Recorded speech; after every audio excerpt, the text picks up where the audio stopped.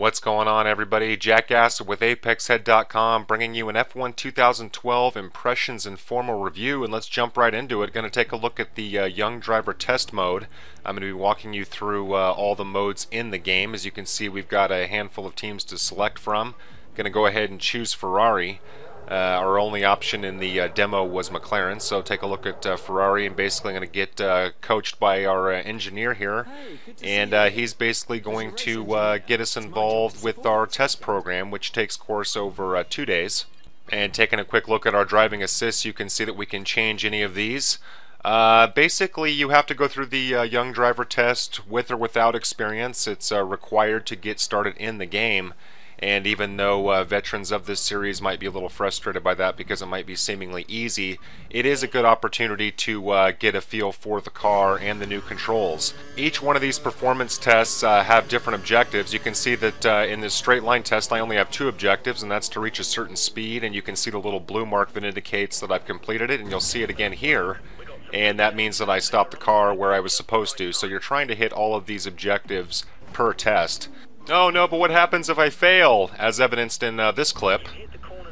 And they're basically scalding me for hitting the corners but being a little too slow, but no big deal, can just restart it as often as we need to. And you're going to go through different performance tests. This is a KERS example. There's Alexander Rossi, the test driver from Caterham, and he's actually from my hometown, which is really unique, and I'm obviously rooting for him once he gets into Formula 1. You can see we've got some wet track tests here. And so basically you're going to take all of these in sequence, and you can go back and do them as often as you want. And if you're really good, hey, look at that, a medal. Of course it's a bronze medal, so you obviously want gold, but you can go back and do these as often as you want to try and get gold. This is the newest addition to F1 2012. It's a season challenge, and this mode has replaced Grand Prix mode. More about that in a minute. As you can see, if I select easy, I've got access to all teams to start with. On hard, we only have access to Marussia, HRT, and Caterham. I'm going to go ahead and select medium, where I have access to the bottom 6 teams on the grid. But the whole point behind season challenge mode is that it's a condensed season, 10 races per season, and your objective is to beat a rival that you select from the start. And if you beat that rival twice, you're offered his seat with the team, so you want to be selective about who you pick because you want to be able to compete with them on the grid. And it also has to be a team that's sort of up the constructor ladder, so to speak. So you may recognize this interface. Looks a lot like career. And basically season challenge mode is basically a condensed career mode. The big differences are that on the race settings you can see that I do not have any options to change the race settings. I can change my assists all I want, but these are 5-lap races, and the qualifying session, as I'll show you here in just a moment, is a single hot lap. Just taking a look at our news clippings here. So there are no ways to change those settings. You're locked and loaded for those settings. So you've got 1 hot lap qualifying session, and you have a 5-lap race. And your only objective in that race is to beat your rival. So I'm going to go ahead and load into the qualifying session. As you can see, I selected Kobayashi and the Sauber as my rival, and we are loading into the qualifying session for the first race here at Monza. One more big difference to point out in season challenge mode for qualifying is there's no opportunity for custom setups. You can see that our only option here is for a quick setup only, but fret not, once we load into the race we will have access to custom setups, so you will have an opportunity to change that. In the career mode, you're not allowed to change your race settings from practice and qualifying, but they allow you to do that here in season challenge mode. So starting off my hot lap, my one and only chance for pole position, as you can see as we skip ahead, there's Hamilton as a ghost car. He is basically the pole position leader, and so you can see just how far off the pace you are. You can see that I was actually hanging with him pretty well until that wide turn there.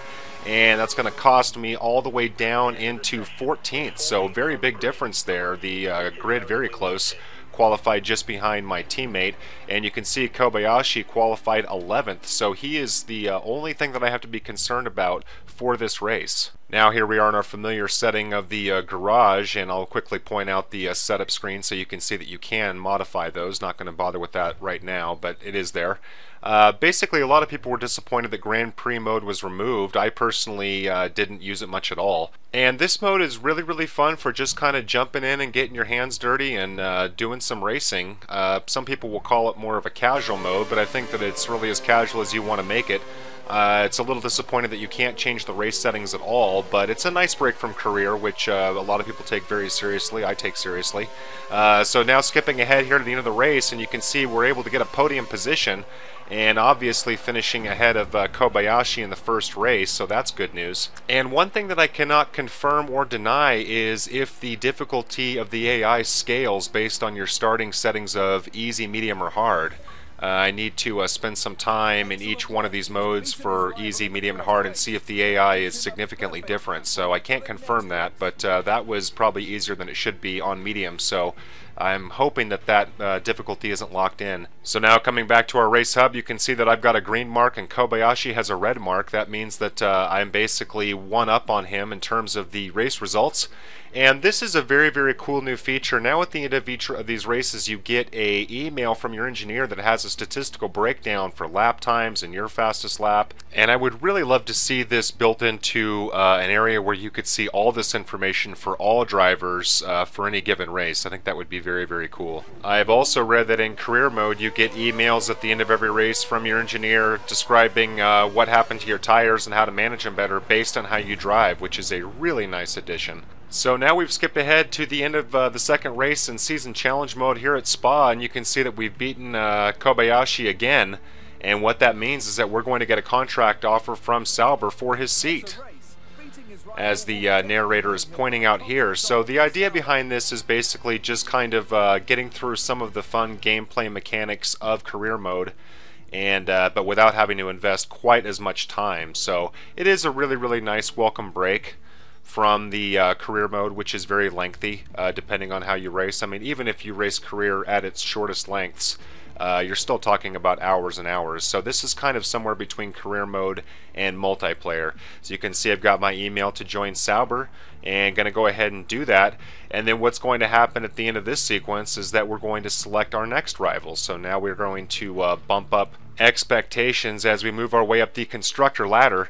I don't believe that season challenge mode carries over. It's just a one-off season, and so, but it's pretty dynamic based on how you start to see what paths you take to get to the top. So, and when you're done with it, or if you want to start over, it's as easy as going into your settings and just simply starting over. So now let's get into career mode, and this is going to be a little condensed because you've seen some of the interface for the season challenge mode, which is similar. I'm going to go ahead and start off my career, and you can see that our options are the bottom three teams as well as Toro Rosso and Force India, and for some reason Williams is locked. So I'm going to go ahead and join Toro Rosso here, and these team intros are a really, really nice addition.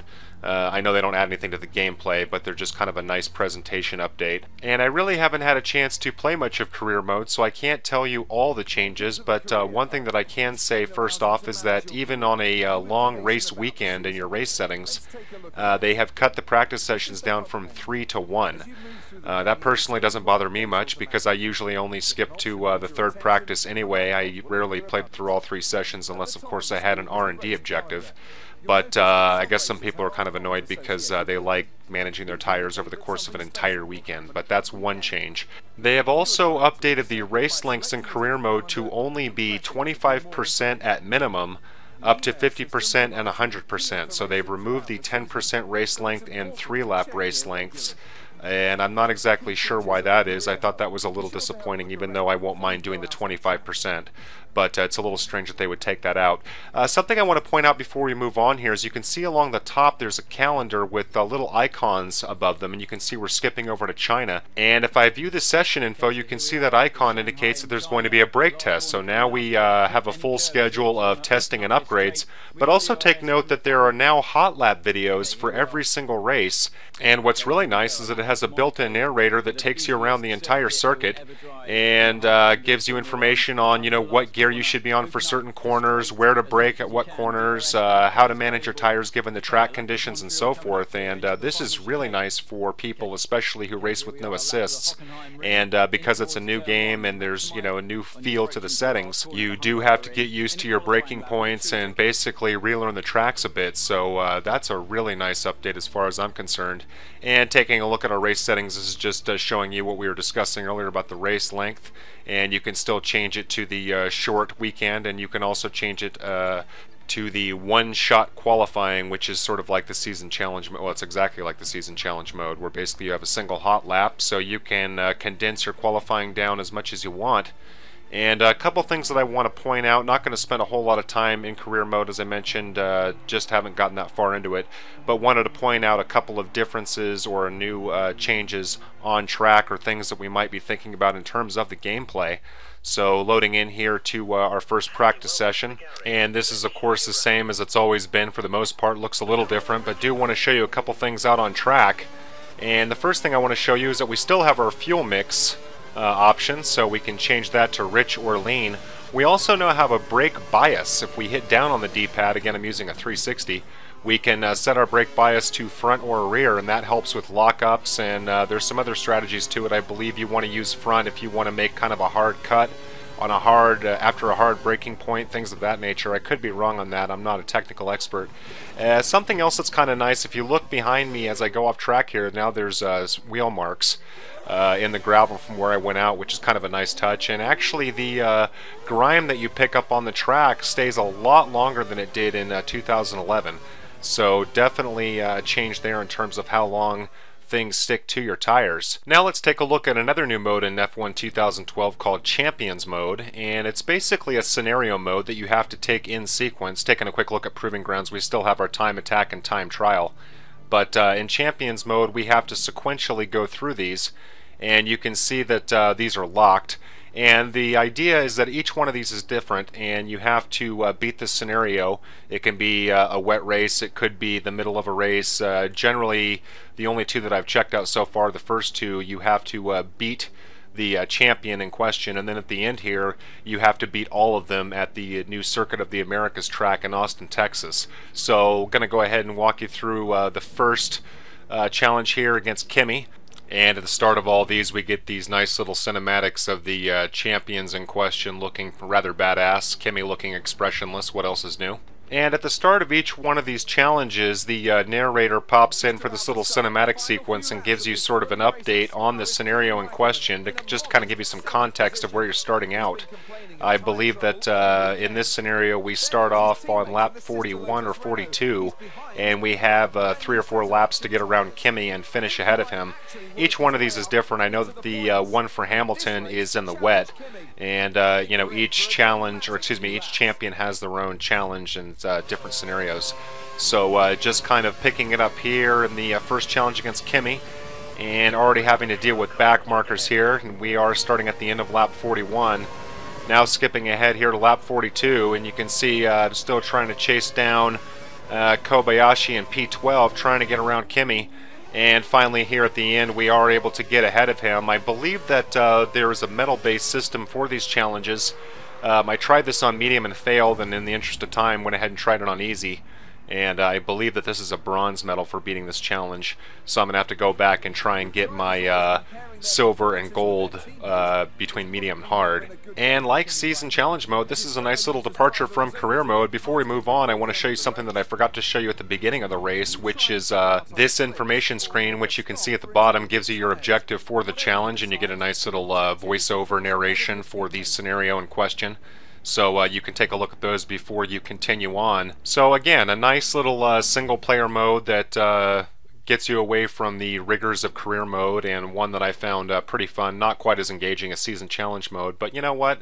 Any content helps. So now let's take a quick look through multiplayer.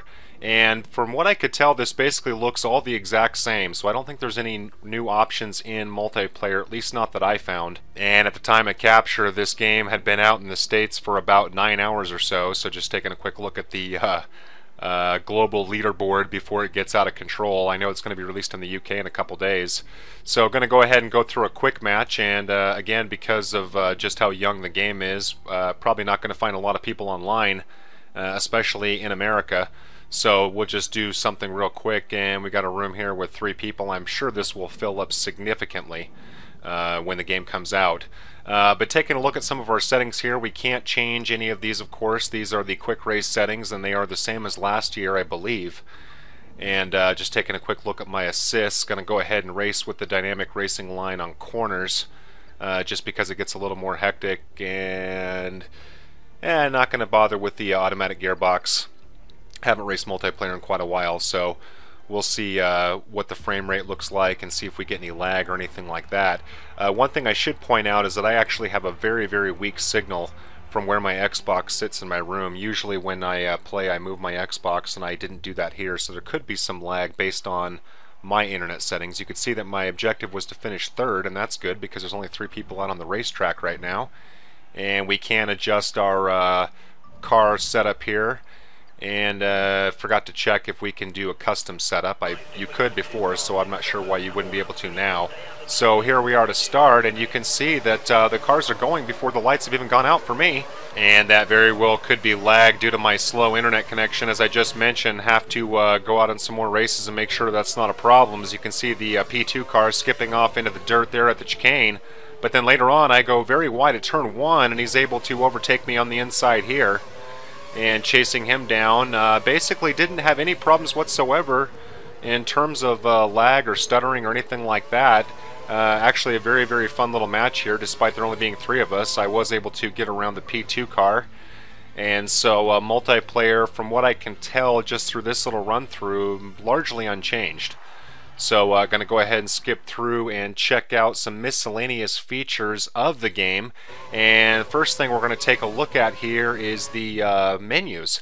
Look at how fast you can get through these menus now. Before, you'd have to go through and change all these things, and you'd have to wait for an autosave, you know, to wait several seconds. But in this game, you can basically just, you know, exit out of the menu as soon as you're done, and it takes care of all that as you resume your race. And I know it doesn't seem like that much, but it's really, really nice to be able to flip through the menus and not have to worry about these autosave times and these longer gaps between changing or adjusting your settings. So that's something that I noticed that was a very welcome update.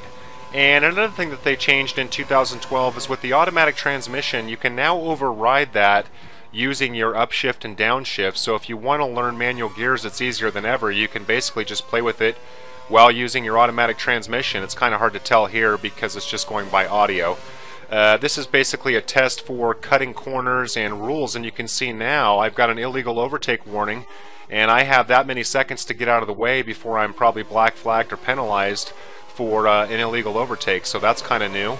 Weather updates, the weather just looks fantastic. I mean, look at my steering wheel, you can't even read it from the spray from the cars in front here. And I was extremely impressed with the, I know it looks the same, but it isn't. The weather effects are much better. This is extremely hectic racing, and it's just a whole lot of fun. And, you know, the weather in F1 2011 was basically why I got into this game. I just thought it was so much fun racing in the wet. Here we coming down into Eau Rouge, almost wheel to wheel with Alonso. And the you can really feel the difference on corners like Eau Rouge. You can really feel yourself start to lose the car, even if you handle the corner exactly the way you're supposed to. Taking a quick look at pit stops, and we know how fast pit stops have gone. You can see the cinematics have changed just a little bit here, getting us out in 3.8 seconds. That was basically from damage. I haven't actually tested the pit stops in a actual race, so remains to be seen if they're significantly better. And hopefully we don't have any AI problems. And of course we have to have the damage modeling test. And I gotta be honest with you, the damage modeling does look improved, but it's still not quite as impressive as I had hoped it would be. I really feel like, you know, cars and suspension should be braking more when you make contact with cars. So the damage modeling not quite updated as much as I would have preferred. And now we've got a number of helmet options. I don't remember how many were in the first one, but I think this is more, but maybe not. I believe there's 44. And then of course there's the replay system, which I hate to report is completely unchanged. I had really hoped that they would allow you to skip through sectors or something during the replays, kind of like how Forza does with percentages, so that for these longer replays we could scan through them quicker. But unfortunately the replay system is pretty much identical to installments before it. And before we wrap things up, we still have our My F1 menu. As you can see here, there's your difficulty settings. It's supposed to dictate your difficulty in all modes, but again, I'm not sure about season challenge mode. It also still has a quick race feature if you want to race as your favorite driver, kind of like Grand Prix mode, but it's just a one-off race that you can set for any length of weekend that you want. So final thoughts on the game. I like it a lot. As a fan of the franchise, this was an update that I found to be completely worthwhile. The new season challenge mode is fantastic, and the champions mode is a lot of fun too. The physics are better, the cars feel heavier and more responsive, and I found controlling them easier than before, even though I have yet to try any custom setups or worry about lap times and so forth. The sound is excellent, and the engine noises are even more realistic now, especially when starting off the line, and so far no huge holes in the AI, but again, longer races need to be tested. Graphics are sharper and look better. I know it's kind of hard to tell going through these gameplay videos, but the graphical updates are there. And I think the best way to summarize the updates after the new single-player modes are small but numerous and help improve an already great franchise. Not easy when you consider that it's an annual release. Plus the updated rosters, a new circuit in Austin, and the return of Hockenheim and Bahrain. Those things help as well. All in all, Codemasters has done a good job of catering to newcomers and more casual fans without forfeiting what makes hardcore fans happy. And it's never been easier than ever to get into this game, so hopefully you'll check it out and see what you think. Anyway, that's enough out of me. Time to go play. Thanks again for watching, and I'll see you next time.